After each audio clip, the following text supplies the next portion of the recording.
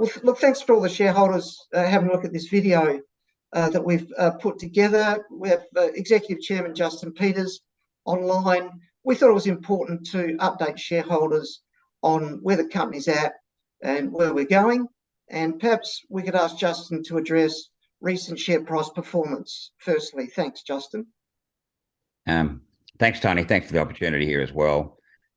Given sort of the events over the last week or two, we thought it was fairly important to update people because clearly there are lots of concerns about, there must be something wrong with the company. It must be in financial trouble, or the strategic partnership negotiations have fallen over. And that's the reason, or someone knows something and they're in front of the pack, and the shareholders that are sitting there with their shares at the moment are being left out in the cold. All of that is incorrect. There is nothing correct in any of those statements. We're not doing a capital raise at the moment. We have sufficient funds at the moment not to have to do a capital raise. We have cash in the bank. We've just recently, in the last week, we announced that we've got a 1.5 million facility against the R&D refund that has already been signed off by our accountants and auditors. We expect another 500,000 in the next week or 10 days as well on top of the 1.5. We also announced last week, the week before, that one of our directors had purchased $1 million worth of shares in a placement at a premium. So there's no cash issues at the moment. We have no creditors. We have worked very hard to make sure we've kept them low, and we've cleared any of those. There are no creditors that we're concerned about. We've cut back our cash burn fairly dramatically. Unfortunately, that meant we had to make some redundancies, but it was important for us that we needed to get our cash burn back so that we weren't finding ourselves repeatedly having to go to market to raise money. That includes, I might add, that all directors and executives have taken significant pay cuts. And when I mean significant, I mean up to 70% of their pay has been cut. And for those that can get options, they're getting options in lieu of their pay. And for the directors, we're getting nothing, because any options or shares that get issued to the directors have to be approved by the shareholders. So at some stage at the next EGM or the AGM, that will be put to the shareholders. So we've taken some fairly significant steps to make sure that we are going to be okay financially. One of the other questions we get repeatedly asked, and it's to do with the share price, and I think it reflects in the share price as well, is the project going ahead? Is there something that we're not telling the market that it's not going ahead? And my response to that is, of course it's going ahead. Would Daylin have put $10 million into this project if they didn't believe it was going ahead? Would we have people in Korea working with Daylin at the moment if it wasn't going ahead? Would Daylin have sent down engineers down to Adelaide into our offices over the last 2 weeks if it wasn't going ahead? Would Barrenjoey, rated as the #1 merchant bank in Australia, would Barrenjoey be working with us, with a strategic partner, if it wasn't going ahead or they didn't believe in what was happening?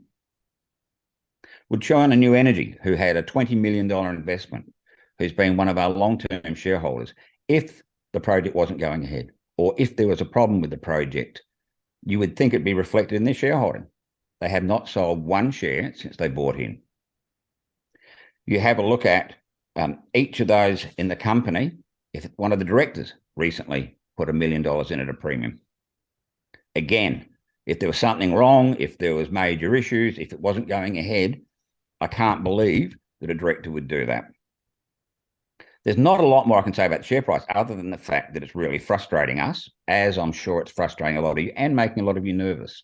And in some cases, some of the smaller shareholders have sold, but it's important to point out that nearly all of our 50, and I mean the vast majority other than one, has not sold over the last 2 to 3 weeks, let alone the last 6 months.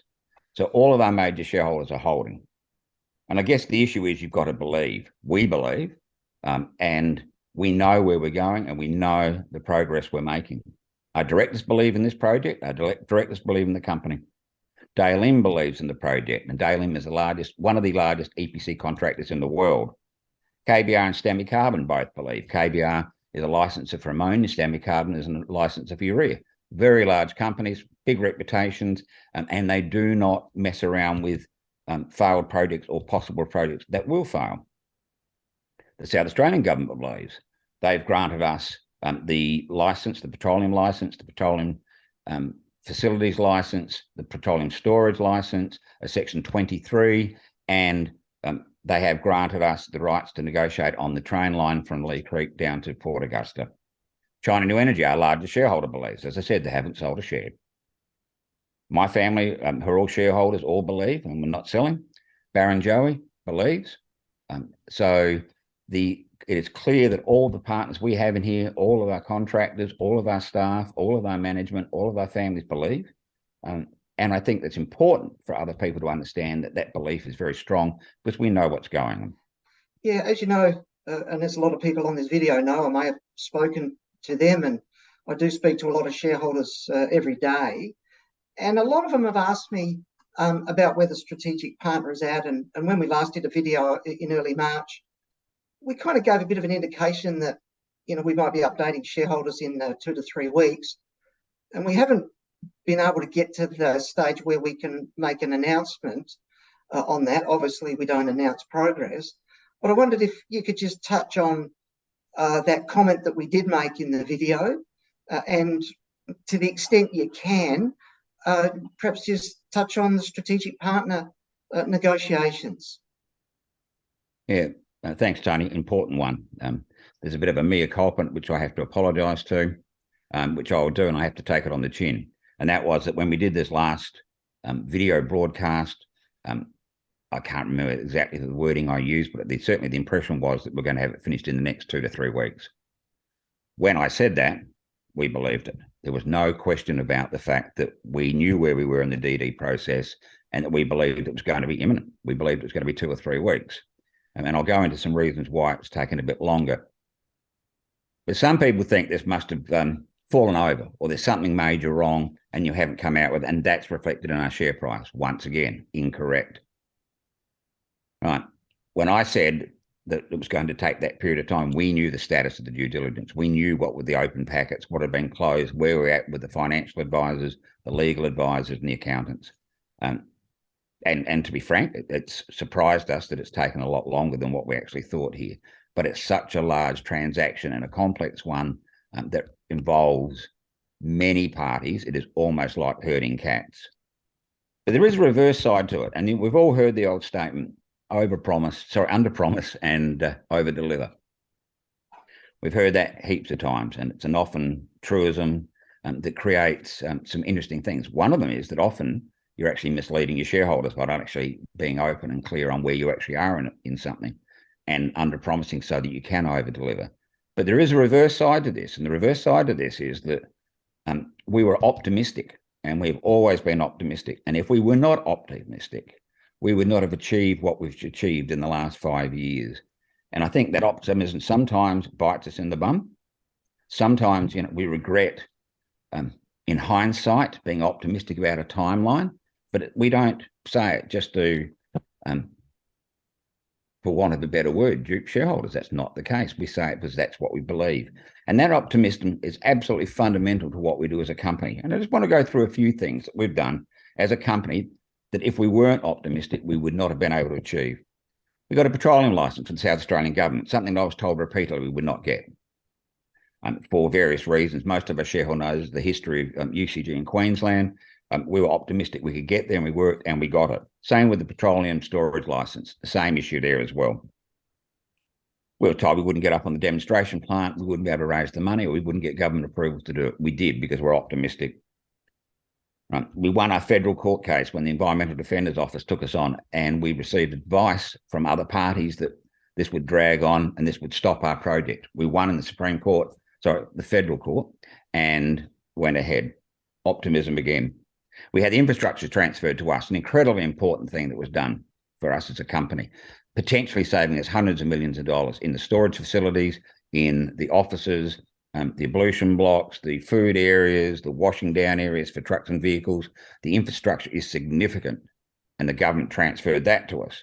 And when we started that process, we did so with optimism, and it proved to be right.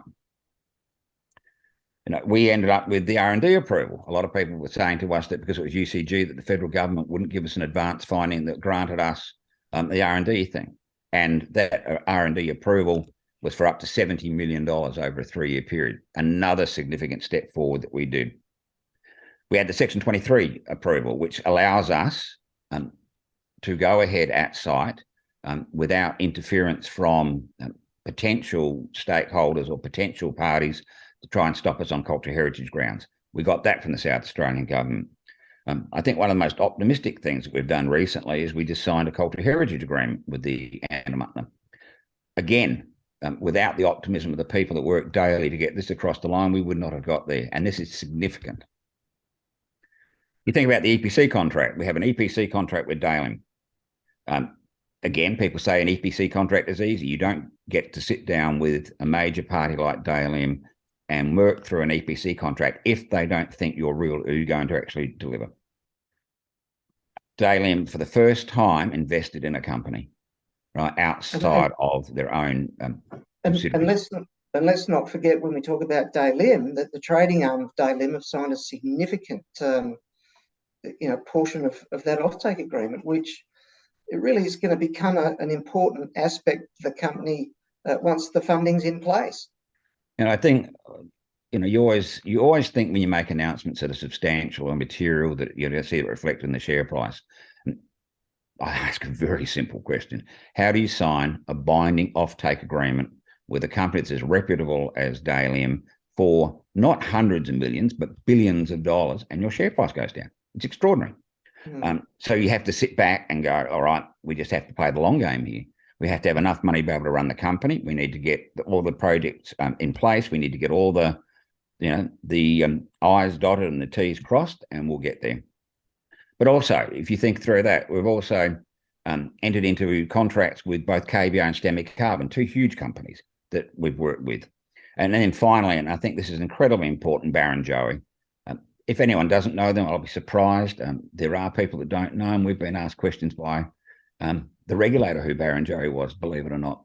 And they are rated as the #1 merchant bank in Australia. They do not deal with small parties. They do not deal with projects they don't believe they'll get away. And all you have to do is go back and look at the Barrenjoey announcements over the last 2 months since they've come on board with us and see who they're dealing with. And they're all major companies for major transactions. They would not be spending their time and effort on this if they didn't believe in it as well. So if we weren't optimists, none of this would have happened. And unfortunately, that level of optimism has that other side where we were pretty optimistic we were going to go with the strategic partnership in the timeline, and we didn't meet that. Again, I apologise for that, but I know also we will get there. I'm not going to fall into the same trap, actually, of giving you an exact timeline, but we've been working with the consultants almost daily, and it's not a simple task. If you think about it, there are legal advisors we're dealing with, financial advisors, accountants, technology advisors, political advisors, and then we have an advisor on the top of that that's coordinating all of their advice from each of those different groups, going back for clarification, coming back together and putting it together so they can put it to their client. We know, as I said, we closed the dockets on all the questions, so we're comfortable with that. But unfortunately, this is outside of our control on a timeline. And one of the things we have to be very careful of is that whilst we can get impatient and whilst we get embarrassed by the fact we haven't announced it yet, which is the case sometimes, I might add, and it starts to reflect in the share price, if we push too hard, we run the danger of killing the deal. And we just have to be patient. And so we have to swallow our pride. I've had to apologise. We have to sit there and do whatever we can to keep the company functioning fully whilst we get through this process, because it's taking a lot of time and a lot of effort from a lot of people through this DD process. And Justyn, I think that's a really great and quite a long list of achievements that we've made as a company, and but it all comes back to this financing and closing that 30% gap. And once that's done, we believe, obviously, NeuRizer, that the share price will have a rebound. Is there any more that you could say about these people that we're dealing with?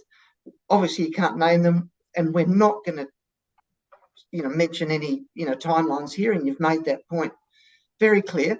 But is there anything you can say about the organisation, what type of organisation they are, Just to give shareholders a little look, bit of a... I've got to be very careful. We have a confidentiality agreement, and the issue is a very large transaction that we're contemplating.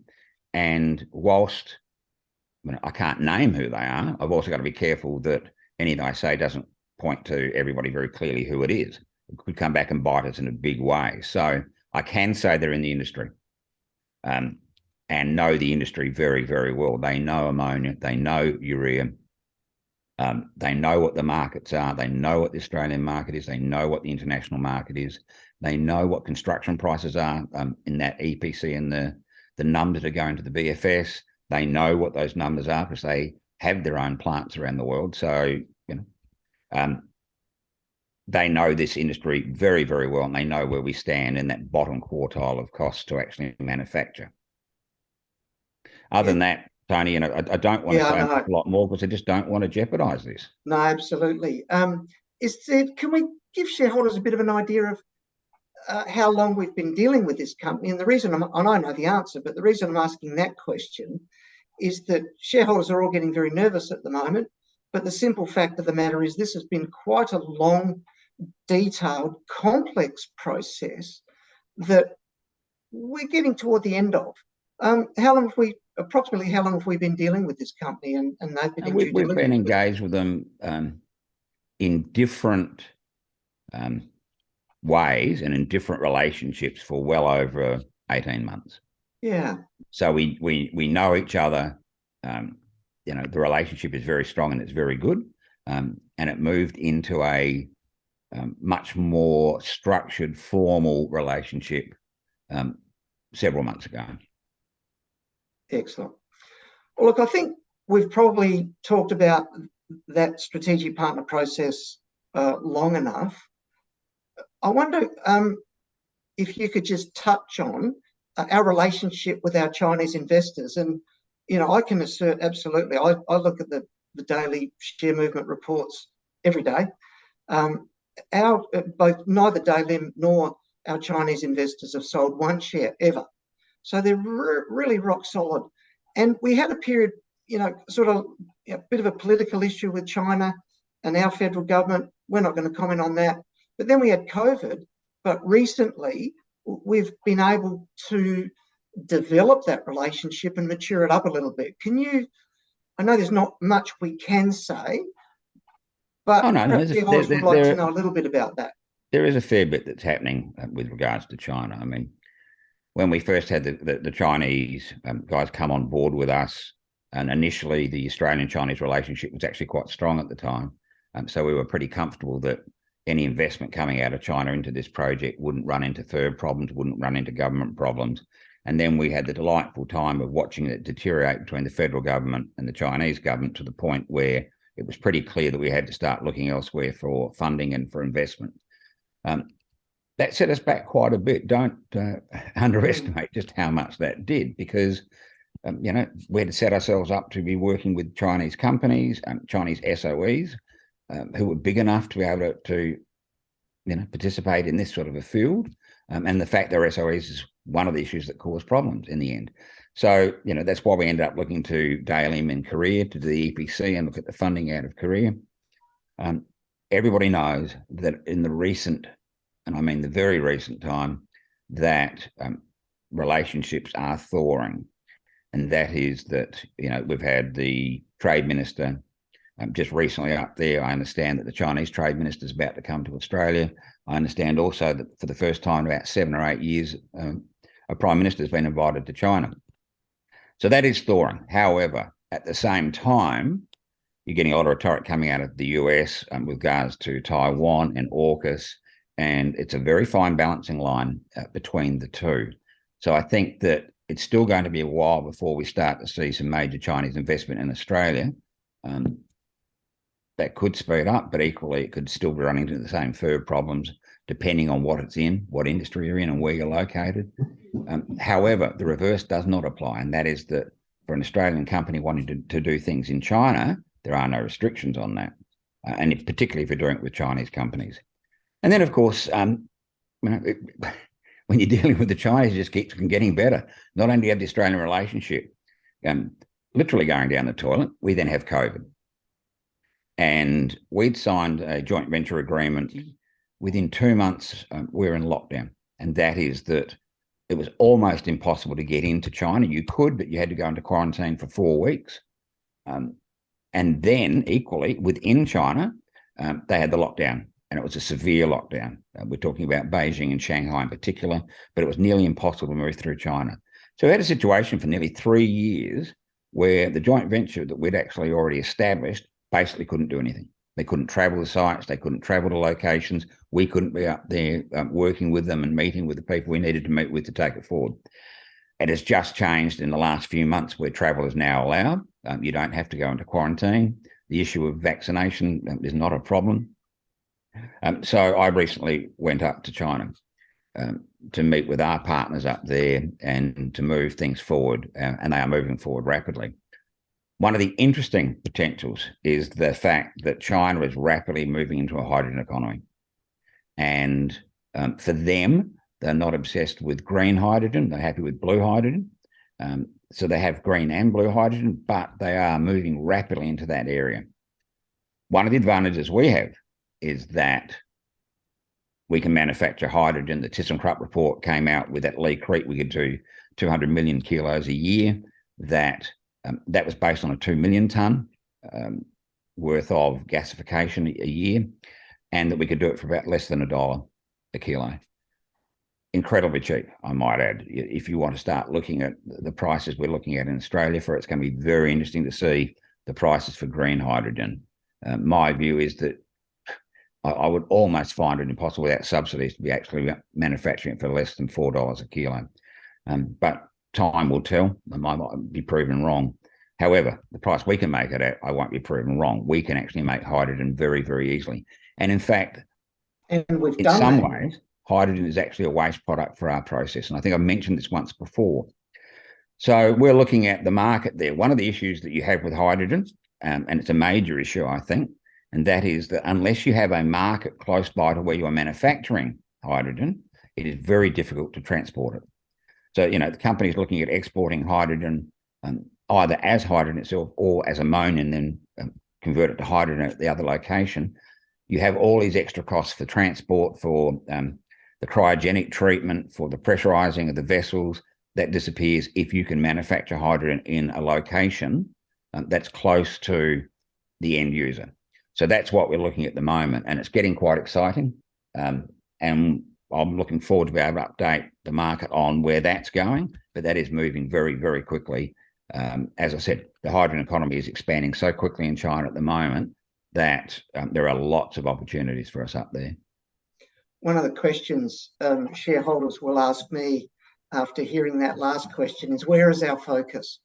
So where is your focus and the boards and NRZ management? As a result of this video, I'm sure you get 2 questions. I'm sure one of those questions will be, oh, this is just a distraction from not delivering yet on the strategic partner. That's absolute rubbish, right? But you'll get that, and people will comment on that, that it's a diversion because we haven't delivered on. We'll be delivering on both. You can walk and chew gum at the same time.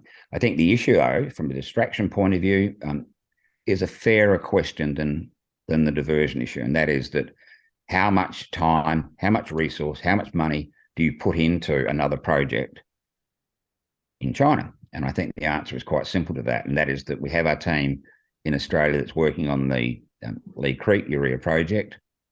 Remember, we have 2 directors that are in China, that live in China, in Beijing.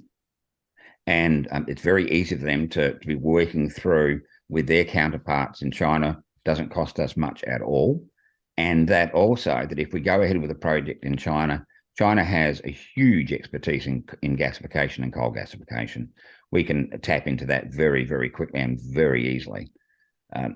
So I find that it's not a distraction. And I think it's another issue too. I think often we've been questioned, when you do your road shows, when you meet with investors, when you meet with a lot of the big companies, the big investment banks, the big fundies, one of the questions you often get asked is, you're a one play. And that is that you're putting all your cards or eggs into one basket. And if that doesn't work or doesn't go ahead, you're finished. So for a lot of them, it's seen as de-risking. So you get this double-sided where your fund managers and your bankers consider it's de-risking, but still will raise the question of distraction. And a lot of the people are looking for a reason either to have a go at you or to be concerned, and you can be fairly concerned and still raise this issue. We looked at this very carefully and we're well aware of the fact that when we move forward and announce something, we'll get those sort of questions. But as I said, I'm going to make sure, and certainly the company's going to make sure, that the people and the parties we do it with have internal capability. And I just read just this morning, Jerry Harvey said that in response to the question, what's the key to your success? They asked a number of successful business people in Australia. He said, look 10 years ahead. So you're looking 10 years ahead, but what you're telling shareholders is that the focus is absolutely completing the funding equation for the NeuRizer urea project, and that is the primary focus. And I think that's a good message for shareholders to hear. It is, when you say the primary focus, I was about to say it's a total focus, but it clearly isn't, because we're having some other issues we're looking at the moment, but it's certainly the primary one. It's certainly our major project. It's certainly the one that's going to get us up and running. But equally, the hydrogen market is an exciting market. And if you're in the right place, the right time with the right product, it's a good one. And it's certainly one you just can't sit back and ignore. So I think, in summary, what you're saying to shareholders is that, sure, we can't control the share price, but apart from one shareholder, the top 50 shareholders in NeuRizer, which own well over 50% of the company, are very strong, very stable and loyal shareholders, and have been for many years. Number two, the strategic partner discussions are progressing very well, and we're not going to be mentioning any timelines, but we will be updating shareholders as soon as we can.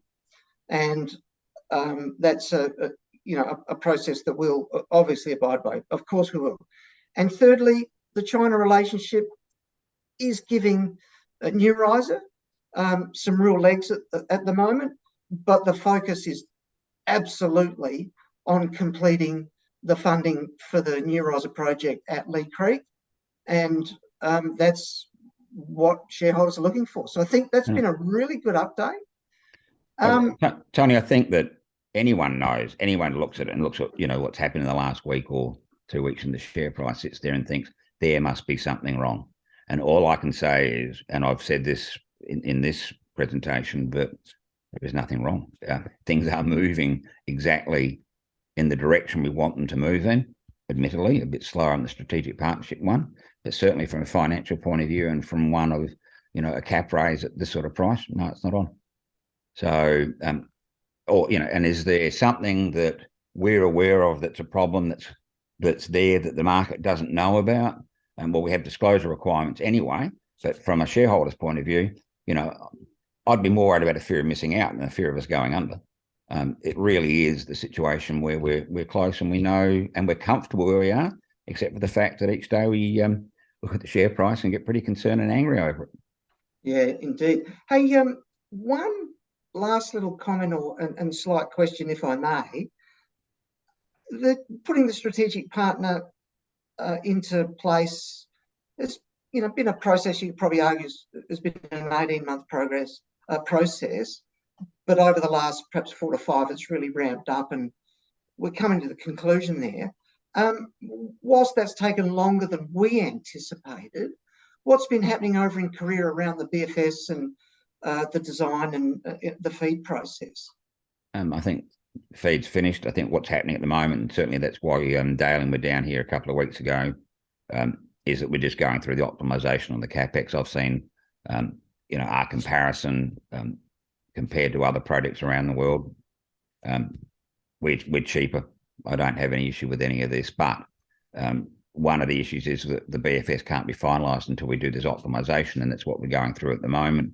There's a couple of elements in there that we're not happy with, to be honest, and that is that we think that some of the Australian companies that have quoted in this one are gouging, and we're going through that with a fair bit of rigour to make sure that we can get the the capex as low as possible, but we are nearly there on that. But once again, it just takes time. A project when you're spending a few $1 billion is a lot of money, and it's a lot of paperwork. And we get sent packages from DLM on the engineering that is just thousands of pages we've got to go through. That takes time to go through and to respond, and then they have to respond to our responses. It's slow. That's all there is to it. And it's a big project that's going to be operating for 50 plus years, and we're just absolutely determined and committed to getting it right from day one. I mean, you think about it, it's a gasification project to start with. Secondly, it's a power station. We're going to be doing our own power and generating our own power there. It's then an ammonia plant as your third level. It's then a urea plant as your fourth point. And then because of the CO2 and the carbon issue, it's a sequestration plant as well. So, we're going to have to be taking that CO2 out of the gas stream, which is easy enough to do, right? And then sequestering it. There's 5 different parts to that, which you've got to cost and work through. And each one impacts, by the way, on the other one from an engineering point of view. So it's a complex project. It's a lot more complex than we thought. Initially, when I looked at this, I thought you could just go and buy an ammonia plant off the shelf, and you could buy a urea plant off the shelf. And as long as you got the money together, it was easy to do. It's not. There's a lot more to it than that, obviously. And I'm not an engineer, so I've learned an awful lot through the process as well. But we're nearly there. Yeah, that's good to hear.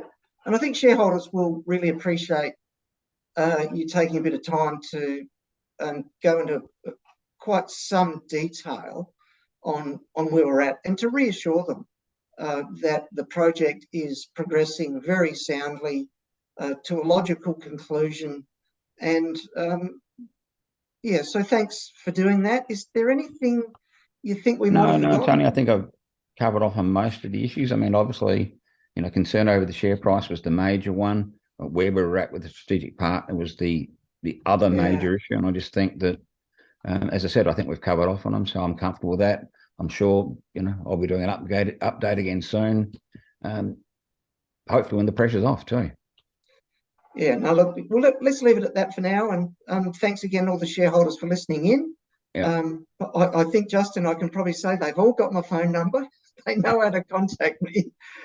So I'm happy to continue talking through with shareholders. And if they have any questions on the video, then of course, please the phones and emails always run hot when your share price is going down. Yeah, they do. They never go as hot when you're going up, though.